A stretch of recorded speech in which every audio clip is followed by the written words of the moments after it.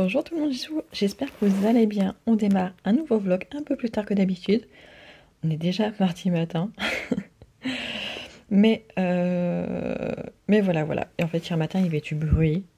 Ils sont en train de tailler les haies dans la résidence.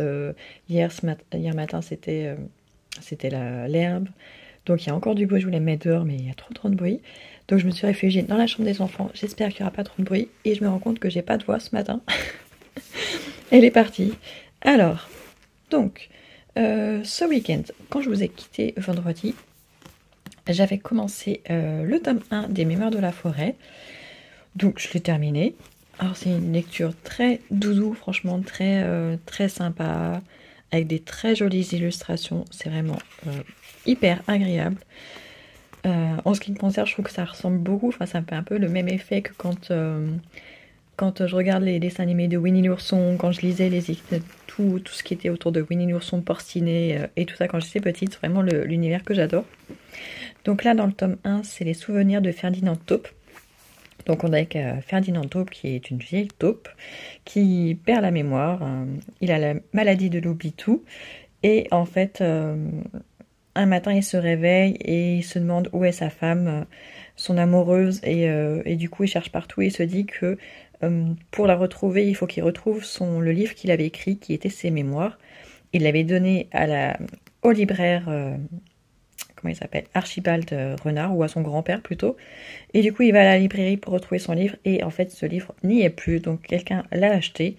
Et du coup, Archibald va partir à l'aventure avec Ferdinand Taupe pour retrouver ses mémoires.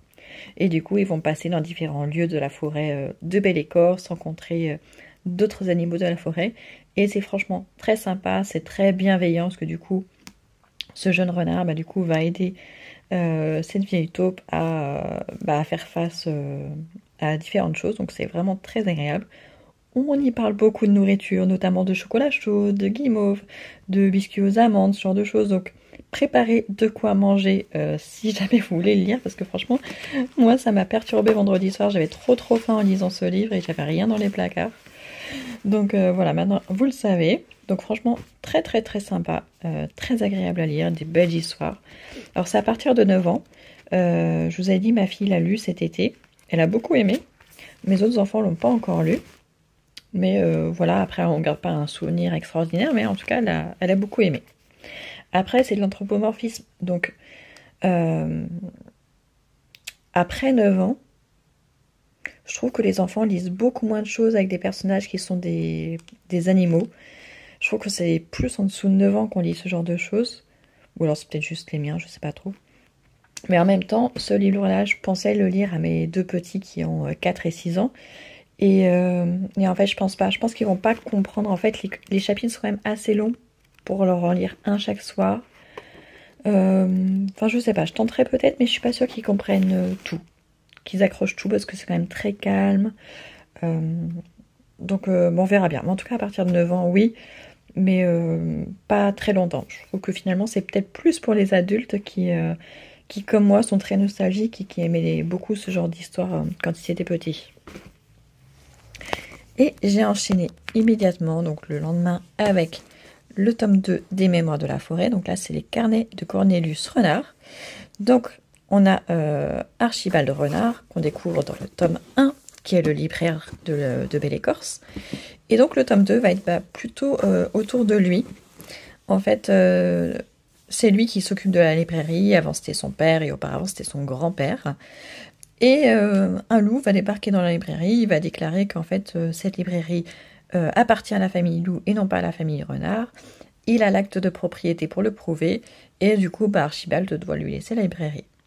Mais du coup il va quand même pas en rester là, il va aller voir son grand-père qui visiblement on dit qu'il a eu un orage du cerveau, donc je pense que c'est un AVC ou quelque chose qui ressemble. Et du coup il ne parle plus... il ne se souvient pas de grand-chose non plus. En tout cas, il ne parle plus. Mais visiblement, ils vont quand même réussir à savoir quelle est l'histoire. En fait, ils vont partir à la recherche de l'histoire de la librairie. Et donc de l'histoire de Cornelius Renard, le grand-père d'Archibald. Et du coup, on va partir comme ça cette fois à l'aventure avec Archibald et son neveu qui s'appelle Bartholomé, Bartholomé, oui, Bartholomé, qui est un petit renard avec la santé assez fragile, en tout cas très attendrissant. Donc j'ai beaucoup aimé ce tome 2, encore plus que le tome 1, j'ai trouvé ça encore plus chouette. Le renard est vraiment un personnage très bienveillant envers tout le monde, en fait. C'est un petit peu la bouée de secours de tout le monde, et il est toujours à l'écoute de tout le monde dans la forêt. Donc j'ai beaucoup aimé. En plus, même on rencontre de nouveaux personnages de la forêt, mais on en rencontre d'autres qu'on a déjà croisés dans le tome 1. Donc franchement, c'est entre les deux, c'est mon préféré. Donc je vous le recommande aussi. Franchement, ça se lit très bien à la suite. On y parle toujours autant de nourriture. C'est un renard très gourmand. Et donc voilà. Et en plus, à la fin de celui-ci, vous avez des recettes. Ils l'ont pas fait à la fin du tome 1, mais à la fin du tome 2, on a des recettes. On a les tasses de chocolat guimauve, la pâte sucrée, la tarte aux potirons et aux fruits d'automne, la tarte aux amandes. Donc vous allez comprendre pourquoi elle s'appelle comme ça dans le tome 1. Et donc voilà, donc c'est très chouette. Très très chouette. Au total, il y en a 4, un par saison. Donc là c'était l'été, là c'est l'automne. Il y a aussi l'hiver qui est sorti, il est sorti au printemps je crois. Et là, début octobre, il y a le 4e tome qui est le printemps qui sort. Donc pour l'instant j'avais que ces deux-là. Donc cet hiver j'achèterai le tome de l'hiver pour le lire. Et puis au printemps, je lirai celui du printemps. Voilà, voilà. Donc ça, c'était franchement une super bonne découverte. Concernant l'auteur, c'est Michael Brin-Arnoux. Actuellement, il est libraire. Il est à Paris. Il a une librairie qui s'appelle Le Renard Doré. Et qui fait aussi café, je crois, le Renard Café. En fait, c'est une librairie, apparemment, enfin, j'ai vu quelques images qui est vraiment magnifique, où on peut lire, on peut acheter des livres, on peut aussi y manger, et ça a l'air vraiment un super endroit. Et concernant l'auteur, donc en plus d'être libraire, il est auteur, et avant d'être auteur, il était soignant pendant 10 ans. Je ne sais pas s'il était infirmier ou psychologue, peut-être même les deux, et il s'occupait de malades qui avaient la maladie d'Alzheimer, je crois. Donc voilà, donc on voit qu'il s'est inspiré de son ancien métier, mais pas que. Pas que, je pense qu'il y a aussi beaucoup de lui dans ses romans, donc franchement c'était très chouette. Et donc bah, du coup ça rentrait dans mon challenge Back to School pour le mois de septembre. Un pour la catégorie art plastique et l'autre pour SVT. Et il me restait un livre à lire pour ce challenge, c'était celui-ci, c'était le dernier de ma palle de septembre, donc Hiver Arctique d'Arnaldur Indridason. Donc je l'ai commencé quand? Je l'ai commencé dimanche en fin d'après-midi je crois. Et là on est mardi, donc j'en suis où? On va dire que j'en suis au tiers, peut-être même pas. Alors là c'est une histoire hyper intéressante, donc là on est sur un polar islandais, donc pas thriller du tout, hein, vraiment juste un policier. On est toujours avec le personnage d'Erlendur. Là c'est dans les premiers tomes je crois. Ah je sais plus, j'ai oublié de regarder sur Babylio. Peut-être pas, enfin en tout cas je sais plus où est-ce qu'on en est. Je ne lis pas dans l'ordre, mais c'est pas gênant du tout. Donc là, comme d'habitude, dès les premières lignes, on sait pourquoi on est que ce policier. On a un jeune garçon qui est retrouvé mort devant l'immeuble où il habite. En rentrant de l'école le soir, il a été poignardé. C'est un enfant qui est islandais, mais dont la maman est thaïlandaise, donc c'est un enfant métis, dans un quartier qui regroupe visiblement beaucoup de gens issus, enfin un quartier plutôt populaire avec des gens assez pauvres. Et du coup, bah, on va se demander qui est-ce qui a pu faire ça à ce petit garçon. On s'attarde beaucoup sur son grand frère, qui lui n'est pas islandais, qui n'est que son demi-frère, qui est un petit peu plus grand que lui, qui a beaucoup de mal à s'intégrer parce qu'il est arrivé en Islande qu'à 9 ans, donc c'est tard, c'est difficile à cet âge-là de s'intégrer dans une nouvelle communauté, surtout de découvrir une nouvelle langue. L'islandais, c'est sûrement pas une langue très facile en plus. Et bah, du coup, voilà, on va essayer de décortiquer un petit peu la vie de ce petit garçon, savoir qui est-ce qui a pu lui en vouloir.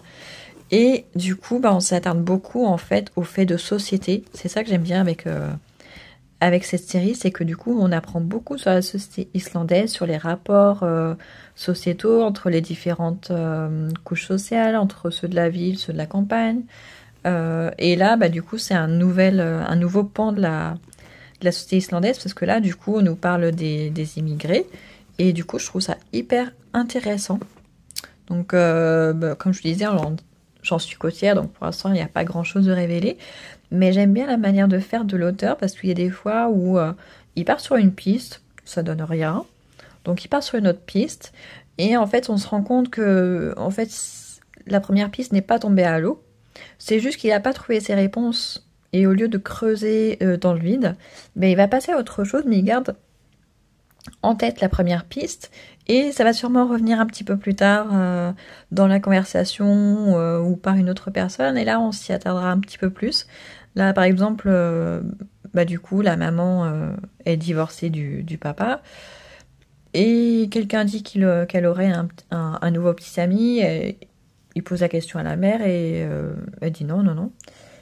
Et il n'insiste pas parce que bon, elle vient de perdre son petit garçon, elle est effondrée, donc ça sert à rien de se la mettre à dos en fait. Et je suis sûre que ça va revenir un petit peu plus tard dans le roman. Il va juste peut-être passer par d'autres personnes ou avoir les renseignements plus tard, va peut-être finir par se livrer. Donc voilà, c'est ça que j'aime bien dans ce personnage, c'est que il oublie pas les choses, mais en même temps, il ne brusque pas les gens. Notamment les membres de la famille de la personne qui est décédée, il les brusque pas. Il cherche pas à se les mettre à dos, il sait que s'il y a quelque chose à découvrir, il le découvrira tôt ou tard. Et du coup, bah, ça j'aime beaucoup. Donc voilà pour le petit update de ce matin. Hier, je suis allée récupérer un colis. Je me suis acheté 3 classiques, dont Les Misérables de Victor Hugo. Mais c'est juste ce texte abrégé. Et du coup, je sais pas si c'est quand même bien de le lire à la place, parce que je crois que sinon c'est en 3 volumes. Donc je sais pas ce que je vais faire, si je le garde juste pour les enfants ou si je le lis moi. Et j'ai acheté aussi Le Malade imaginaire de Molière, que j'ai lu quand j'étais au collège, mais je m'en souviens pas très bien, et du coup j'ai envie de le relire. Et le troisième, c'est un Balzac, c'est lequel? Je sais plus, j'aurais dû les prendre. Mais du coup, c'est pas pour lire pour tout de suite, mais comme j'ai envie de lire plus de classiques, ça viendra en 2025. Là, pour l'instant, je suis toujours dans l'autobiographie de George Sand et j'avance pas vite, donc ça va attendre. En même temps, au mois de septembre, j'avais tellement de livres à lire que c'est normal que j'avance pas sur tous. J'avais 15 livres à lire. J'en aurais lu 12 en entier. Celui-ci, bah, j'ai pas eu le temps de le finir. Le livre en anglais, j'ai lu 3-4 chapitres, c'est tout. Et l'autobiographie de George Sand, je sais pas, je dois être à 15%, alors qu'au début j'en étais à 10% début du mois. Je pense que ça doit être ça. Mais bon, voilà, j'ai quand même lu énormément au mois de septembre. Donc c'est normal que je puisse pas être partout à la fois. Là, j'ai pas encore fait ma palle pas d'automne. Je peux pas faire une palle de saison. Ça fait pour 3 mois. Je peux pas me projeter comme ça sur 3 mois de lecture, c'est pas possible. Déjà un mois, ça fait beaucoup. Donc là, j'ai pas encore fait ma palle d'octobre parce que je dois encore recevoir des livres. J'ai acheté beaucoup de livres en occasion au mois de septembre parce que en fait, je me suis rendu compte que dans ma wishlist, il y avait vraiment des livres qui me faisaient très très très envie. Ça faisait longtemps qu'ils étaient, enfin longtemps, plusieurs mois qu'ils y étaient, et j'en ai trouvé un ou deux sur une boutique sur Vinted. Et bah, pour économiser sur les frais de port, en fait, à chaque fois, je regarde une boutique, enfin une personne qui a beaucoup de livres et qui pourrait m'intéresser. Donc c'est ce qui s'est passé 2 fois de suite. Et du coup, j'ai 2 commandes qui doivent arriver. Elles auraient déjà dû arriver vendredi ou samedi, mais ça traîne vachement là en ce moment. Et il y en a une où il y a 6 livres et une où il y a 7 livres. Donc j'aimerais bien en caser pour le mois d'octobre parce qu'il y en a qui font vraiment très très très envie. J'en ai déjà dans ma bibliothèque des livres que j'ai envie de lire, bah justement pile au mois d'octobre, donc je vais les sélectionner aussi. Et j'ai bien envie quand même d'emprunter quelques-uns à la médiathèque. J'en ai déjà à la médiathèque Dingo de Sarah Cohen-Scally, mais j'aimerais bien aller voir ce qu'ils ont en nouveauté aussi. Donc je pense que j'irai cet après-midi parce qu'en plus ma fille a fini de lire son livre. Elle a presque fini le 2e aujourd'hui. Enfin, elle a presque fini le deuxième aussi. Là, on est avec elle ce matin au collège, donc forcément en lire un petit peu dans le bus ce matin, un peu dans le bus ce soir, donc je vais aller lui en chercher d'autres. Et donc voilà. Mais bon, j'espère recevoir mes autres livres ce soir. Enfin, en tout cas dans la journée. Comme ça, je pourrais faire ma pile à lire d'octobre avant de finir celui-ci. Ça serait quand même très très cool. Et celui-ci, il est plus long que les autres du même auteur que j'ai lu. Là, on en est à 400 pages. Les autres, ils étaient un petit peu plus courts. Ils étaient dans les 300 pages, mais pas jusqu'à 400. C'est... Ouais. Un petit peu plus de 400. 401... 404, ouais, 404, 405. Donc il est plus épais que ce que j'ai l'habitude de lire de l'auteur, mais ça veut dire qu'il y aura plein de choses. Et ils nous disent aussi dans l'histoire, bon, comme je les lis pas dans l'ordre, du coup, là on est sur une enquête où on essaie de résoudre le meurtre de ce petit garçon, mais en parallèle on apprend qu'ils sont aussi sur une autre enquête, une disparition d'une femme, donc sûrement dans un tome précédent, qui n'a pas été élucidé, et du coup ils en parlent un petit peu quand même.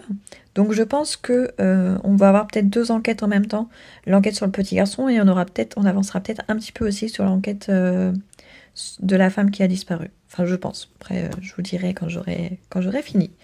Voilà, à plus tard. Il y avait plein de trucs trop bien, vraiment. Il y a des fois où on trouve rien et d'autres fois où c'est vraiment pépite. Alors je vous montre ce que j'ai déjà trouvé pour moi. Alors quand je suis allée voir dans le rayon rayon ado pour ma fille en premier, il y a 2 livres qui avaient l'air vraiment bien. J'ai pas retenu le nom, j'aurais dû les prendre en photo. C'était une duologie et ça avait l'air d'être une romance, mais une romance avec un thriller, et ça m'avait l'air très intéressant. J'y retournerai peut-être la fois d'après. Alors pour moi, ils avaient Cathy de Michael McDowell chez Monsieur Tous à l'ouverture. J'ai adoré la série Blackwater, j'ai beaucoup aimé Les Aiguilles d'Or, donc Cathy, je pense que là pour le mois d'octobre c'est très bien. Bon, par contre il fait combien? Oh ça va, 450 pages, c'est pas beaucoup, sachant que ici c'est très vite en général les McDowell. Ensuite un petit thriller domestique, je pense, La Belle Famille de Laure de Rivière. Jamais lu cette autrice, c'est un premier roman pour cette autrice, la plus démoniaque des intrigues. En tout cas la couverture comme ça, je trouve ça assez chouette. Ensuite j'ai trouvé un Christian Signol mis en évidence, Une famille française. En plus je l'ai vu beaucoup passer ces derniers temps, je sais pas si c'est son dernier, je regarde quand est-ce qu'il est sorti. Bon, il a pas l'air d'être tout neuf.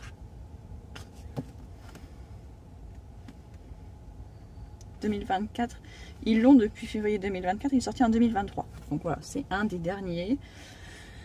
Une famille française, on va y parler. Antoine est né au début des années 50 dans une famille de paysans, voilà, ça me suffit. Voilà, ça va être une histoire de terroir, donc très bien. Et enfin j'ai pris Petit Bonheur à tous les étages de Sandra Martineau chez XO Éditions. Ça me fait penser un petit peu, en tout cas dans la couverture, à L'immeuble de la rue Cavendish, saga que je n'ai pas encore terminée. Mais du coup je me suis dit que ça pouvait être un peu dans le même genre, donc on verra bien. C'est un grand format aussi. Alors ce qui est embêtant avec les grands formats, c'est que je peux pas les emmener avec moi dans mon sac. 330 pages. C'est vrai que tout ce qui est en ce moment les poches et tout, je les glisse dans mon sac et c'est bon, je peux les lire en attendant que l'école ça sonne à l'école. Mais là les grands formats je peux pas, donc bon, dans ce cas là je prendrai ma liseuse et mon livre numérique.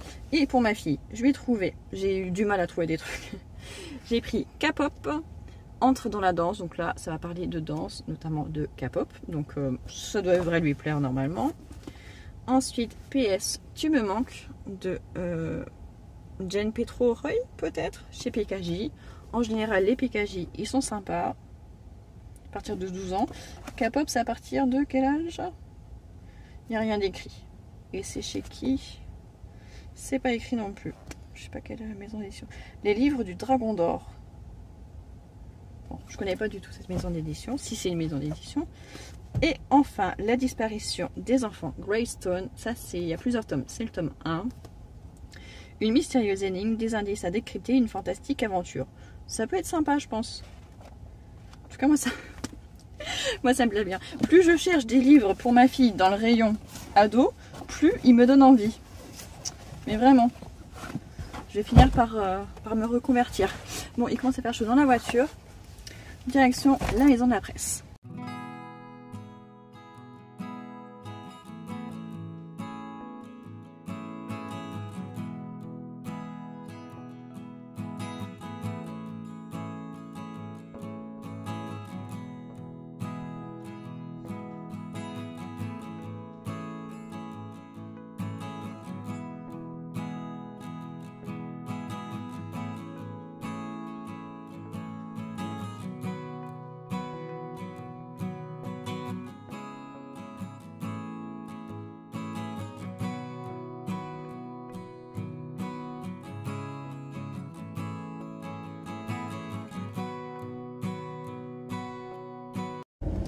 Alors, je vous rassure, je vous oublie pas, on est jeudi après-midi.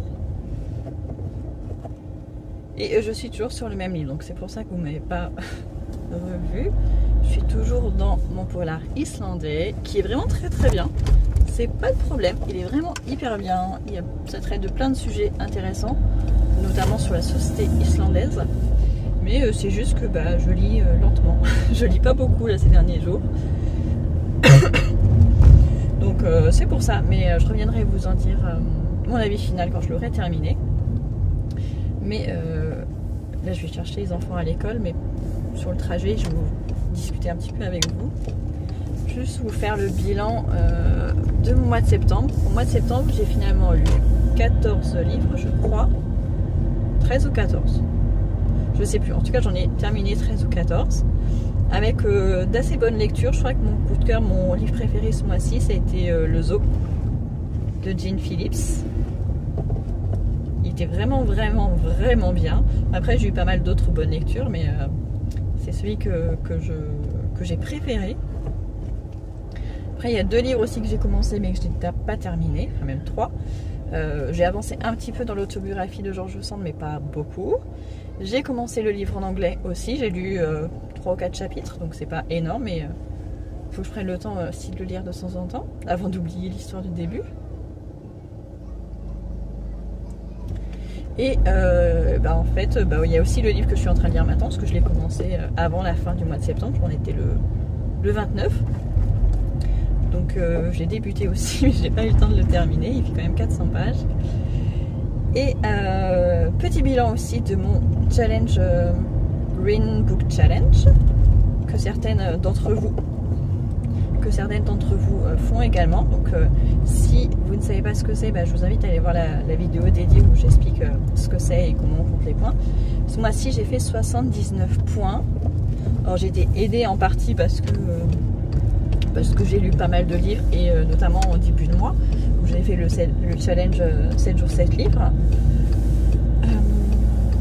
Il y a un livre où j'ai pas pu compter de points parce que c'est un livre que j'avais acheté d'occasion et qui venait d'une médiathèque, et en fait il manquait la première page, il manquait la deuxième page, enfin, il y a eu des parties découpées dans le livre, et donc du coup j'avais pas ni l'année d'impression ni le lieu d'impression. Donc il est à la médiathèque je crois, donc je pourrais vérifier, mais bon j'avais pas envie de me prendre la tête. J'ai compté juste un point et je crois que c'était parce que je l'avais acheté d'occasion. Et sinon j'ai quand même lu pas mal de choses très diversifiées, soit emprunté à la médiathèque, soit acheté d'occasion. Mais ce qui m'a fait perdre des points, c'est que j'ai acheté énormément de livres sur le mois de septembre. Sur fin septembre, j'ai vraiment acheté beaucoup de livres. J'ai fait 2 commandes au total pour moi. Une avec 6 livres et une avec 7 livres. Donc je les ai reçus là, je vous ai montré juste avant, mardi. Les gens ils roulent pas droit là ce soir. C'est la deuxième qui manque me rentrer dedans, qui dévie de sa trajectoire, mais bon, c'est pas grave. Donc au final j'ai fait 79 points, sachant que j'en ai perdu parce que j'ai acheté trop de livres et que j'ai moins emprunté en médiathèque par rapport aux autres fois. Enfin ça dépend des mois. Il y a eu un mois, je crois que c'était au mois de juin ou au mois de mai, où j'avais tout ce que j'avais lu venait de la médiathèque. Là, c'était pas le cas. J'avais beaucoup de livres de ma palle justement puisque j'avais acheté aussi beaucoup de livres au mois d'août. Donc je les avais calés dans la palle de septembre et j'ai lu pas mal de livres courts. Donc voilà, donc je suis contente de moi parce que c'est quand même mieux que le mois d'avant. Et c'est un tout petit peu moins bien que le premier mois, le mois de juillet. Donc si je veux m'améliorer, je sais qu'il faut que je lise plus de livres empruntés en médiathèque, il faut que j'achète moins de livres. Et ça tombe bien parce que c'est quand même le but de mon challenge, de consommer moins et mieux, disons. Donc voilà pour le Rainbow Challenge. Et à partir du mois de janvier, je vais me mettre un nouveau petit challenge en route, mais je vais peut-être pas faire... je vais le faire juste pour moi, je pense. Enfin, quoi que je sais pas, je verrai. Je voudrais me faire un petit tour du monde en livre.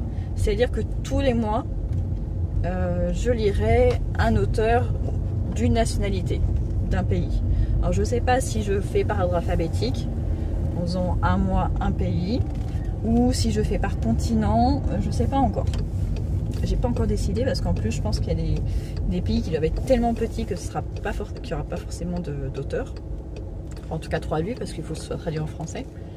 Donc je sais pas. Donc à rigueur, dites-moi si vous voulez faire avec moi, je vous en ferai une vidéo et on se fera un petit truc sur Instagram et YouTube. Mais si je suis toute seule à le faire, je le ferai tout seul dans mon coin. Puis je vous donnerai peut-être des idées par pays d'auteurs à découvrir, pourquoi pas. Bon là il me reste 5 minutes. Donc pas de perte de temps, j'en profite pour sortir mon livre et je reviendrai vous voir quand je l'aurai terminé, peut-être demain avec un peu de chance, sinon ça sera lundi. Alors on est vendredi, c'est le premier jour de la semaine où je peux me poser après le déjeuner. Donc là du coup je viens de me faire une infusion, il fait beau là, le soleil est apparu il n'y a pas longtemps donc je vais les mettre dehors sur la terrasse pour profiter du soleil. Donc voilà, et je me suis fait une infusion, si vous faites vos courses à Lidl, celle-ci est très bonne, l'infusion Rooibos Sour Fraise Vanille. C'est le goût est très sympa. Moi je l'utilise avec, enfin je mets du miel avec, ça donne un super bon goût. Et surtout après l'odeur reste super longtemps, ça parfume la maison, je trouve ça sent trop bon. J'hésite même à l'utiliser après le sachet pour faire des fondants parfumés à la cire. Faudrait que je teste un jour. Mais allez, hop, go. On va se poser sur la terrasse. J'ai déjà emmené mon livre. J'ai mis un t-shirt, parce que j'étais en t-shirt à manches longues.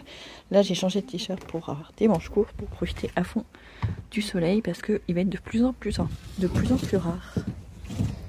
Donc là, j'ai un petit peu moins d'une heure de dispo. Donc, il me reste combien de pages en Suisse? Je sais qu'il fait 400 pages. Bon, il me reste 70 pages. Je sais pas si je vais avoir le temps de finir. Ça va dépendre de ce livre, quand est-ce que je finis le vlog. Si j'arrive à finir ce livre maintenant, et je vous fais mon retour et après je clôture le vlog. Sinon on clôturera lundi, ça sera pas grave.